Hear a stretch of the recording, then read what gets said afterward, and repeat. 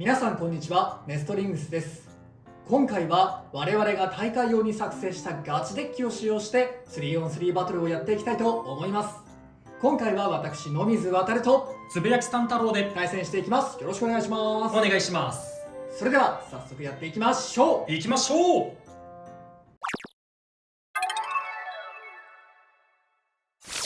はい、ということで今回私野水航が使用する 3on3 デッキがこちらになります。ファーストベイはコバルトドラグーン 160F です。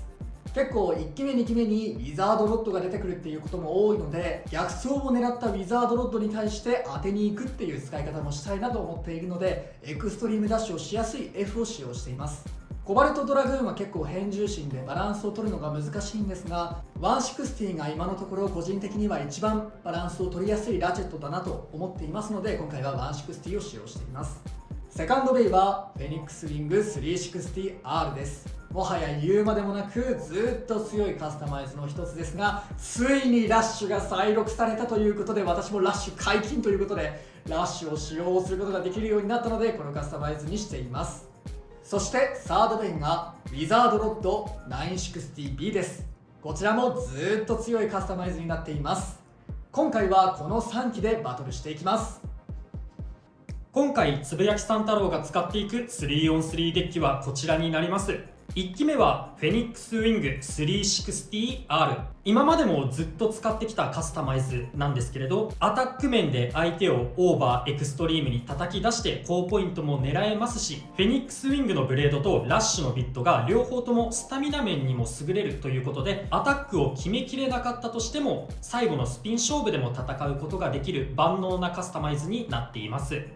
2機目はコバルトドラグーン 180P。 最初コバルトドラグーンが出たばかりの時はあんまり強い衝撃も与えられなくて、ちょっと使いづらいかもしれないなと思っていたんですけれど、この動画を撮る前にいろんなカスタマイズを試してみて、ちょっと練習をちょめまると野水航に付き合ってもらって、ほんといろんなラチェットいろんなビットで試してみたんですけれど、この 180P がすごいピタッとはまった感じがあって、アタックで相手を叩き出すこともできますし、この180のラチェットがなんかうまく作用していて、相手のベイがアタックタイプでもスタミナタイプのロッドみたいなベイでも相手の姿勢を崩してスピン勝ちを狙いに行くこともできるような動きをしてくれて、この180と P の組み合わせがすごく気に入ってるので今回使っています。特に対ロッドの時なんですけれど、相手が逆走してきたとしてもコバルトドラグーンは左回転なので、その逆走にぶつかりに行けるっていうところでも結構コバルトドラグーンだけの戦い方ができるのではないかと思います。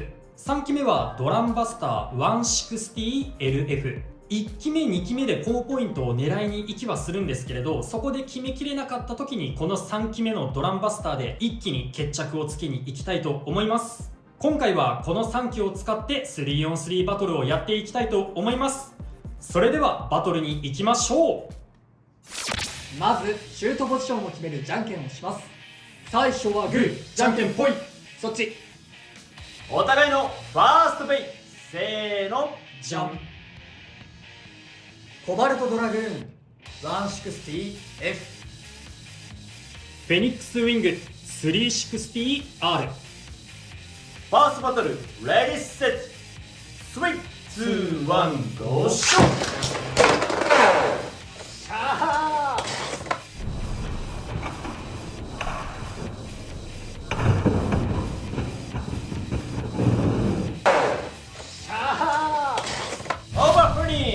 コバルトドラグーンに2ポイント。いや、いい位置で衝撃決まったね。これね、予見してたけどね、うまくいかんかったな。ライトサイドだからちょっとあれかな、手前に落ちちゃうから避けようと思ったんで、お互いのセカンドベイ、せーの、じゃん。フェニックスウィング 360R。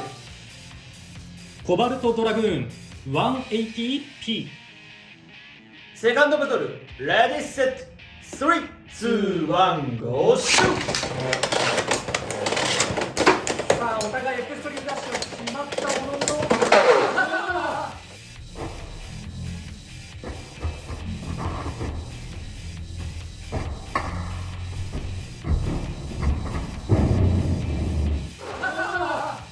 オーバードラグーンに2ポイント。やったぜ、やり返した。いやーくそー。お互いのサードベイ、せーの、じゃん。ウィザードロット 960B。 ドランバスター 160LF。 サードバトル、レディーセット、スイッチ2、1、ゴー、シュッ。まずいまずい、いけ、惜しい。まずいまずいよ。オッケーオッケーオッケー、落ち着こう落ち着こう落ち着こう落ち着こう落ち着こう。オッケーオッケー、いいよいいよ。2発目だかな、いいとこ行ったけど。そのままそのまま、ステイステイステイステイステイステイ。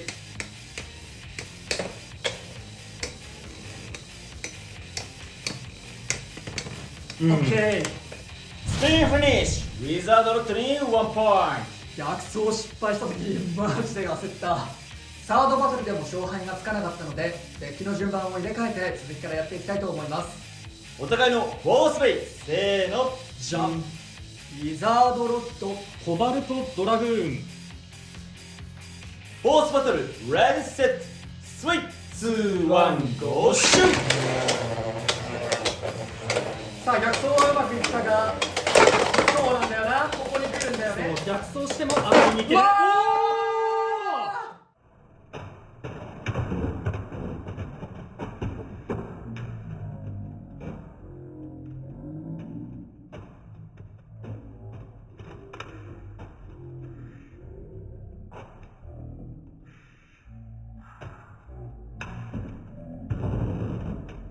いける。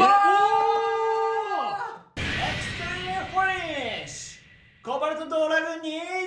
3ポイント。やってこの勝負はつぶやき三太郎選手の勝利だー。やったぜー、最高ドラグーン。はい、ということで今回は 3on3 バトルやってきましたが、いかがだったでしょうか。いやー悔しいけれど割とこう気分は悪くない負け方だったね。あ、よかった。俺もね、活躍させたかったベイが活躍してちょっと最高の気分ですね。俺が今回取ったポイント全部コバルトドラグーンが取ってくれてるんですよね。いやーそうか、そうだね。そう、オーバーの2点とエクストリームの3点で全部ドラグーンが取ってくれた。1回目のねオーバーはまあちょっと場所が悪かったかな、当たった場所がね、うんちょっと穴付近だったから負けちゃったかなみたいな感じはしたけれど、2回目のねエクストリームフォースバトルはしっかりと飛ばされたって感じがあって、ちゃんとねロッドも飛ばせるだけのパワーは秘めてるね。そう、出たばっかの時、一番最初、コバルトドラグーンを最初に使ってみた動画とかではね、正直、期待値が高すぎただけに、思ったほどだなっていう風に思ってたんだけど、その後、ちょっと色々カスタマイズ試してみて、チョメマルにも、野水渡るにも、ちょっとね、対戦相手やってもらって、いろんなカスタマイズ試した結果、これだなっていう風にピタってハマったこのカスタマイズが、今すごい活躍してくれてるから、環境変わんないかもなって思ってたんだけど、これ環境変わるかもしれん。そうなんだよ、このコバルトドラグーンの 180p、 そう。これ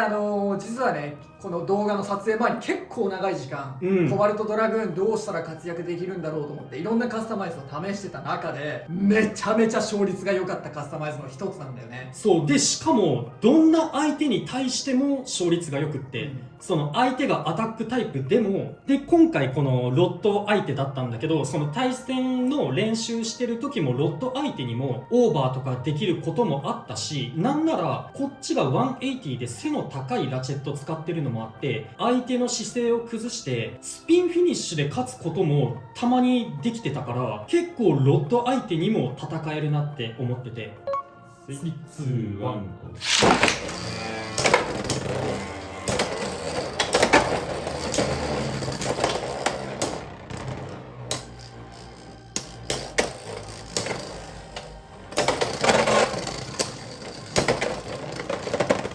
まずいです。いやーちょっとうまくなかったね、展開が。吸収だ吸収だお吸収だマジかよいやー、来ました。スイッチ2、1、ゴー。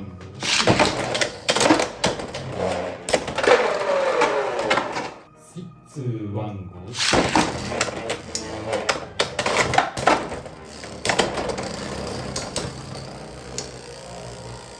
ブレてる。どうした？ラチェットがブレてる。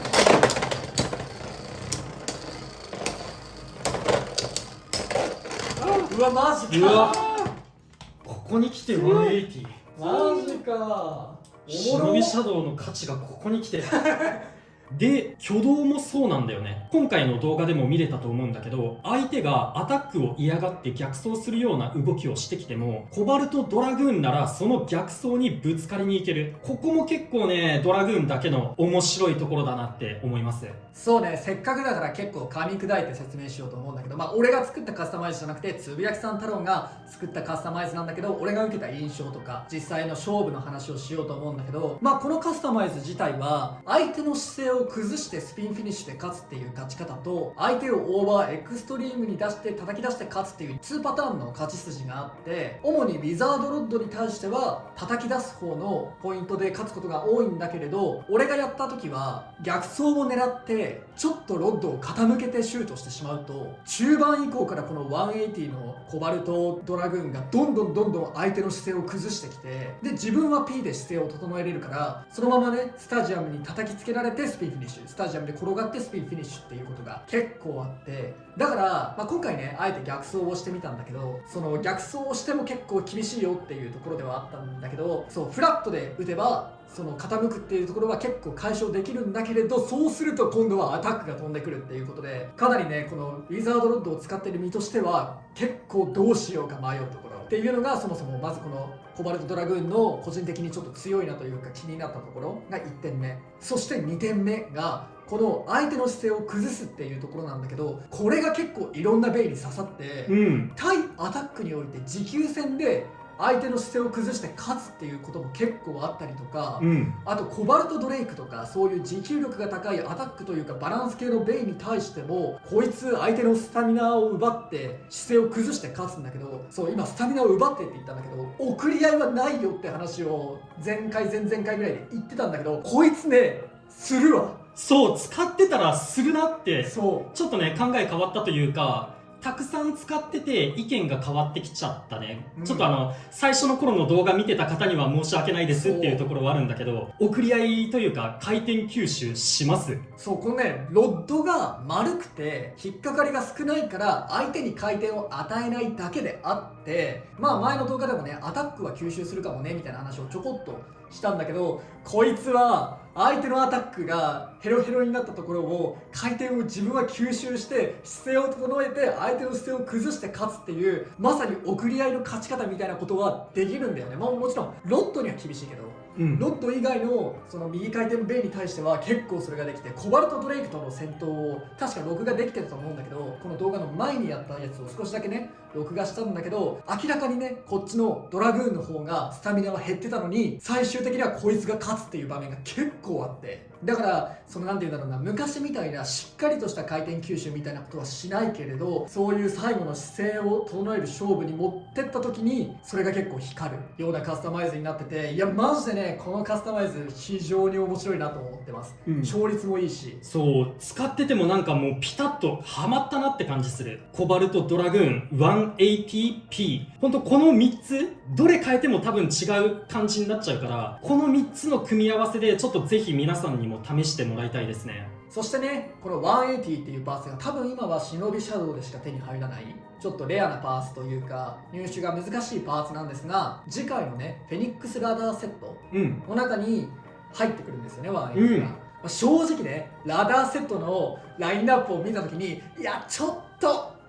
魅力に欠けるかなみたいなところは思うところはあったんだよ。ラダー以外の2機に関してね。だけどここで180を見たら、俺180持ってないからこれちょっと持っときたいなっていう風に思ってしまったね。いやーしかもね最近この60のラチェットばかりが使われるという状況においてここの80、いやーよく見つけたなって感じですね。本当にお見事っていう感じですね。ということでね、結構俺とかはデッキコバルトドラグーン入れましたが、あんまり環境変わんなかったなっていう風に考えてはいたんですが、こいつはね結構こう対戦相手の目線としてはちょっと難しいなやるのっていう感じがしたんで、意外とコバルトドラグーンもちろんこの改造だけじゃなくて他のいろんな改造とかを試すと環境変わるかもしれないなと思いました。なのでコバルトドラグーン興味のある方はぜひ買って遊んでみてください。そしてぜひこのカスタマイズも試してみてください。ということでこの動画が良かったらグッドボタンとチャンネル登録よろしくお願いいたします。それではまた次の動画でお会いいたしましょう。バイバイ。バイバーイ。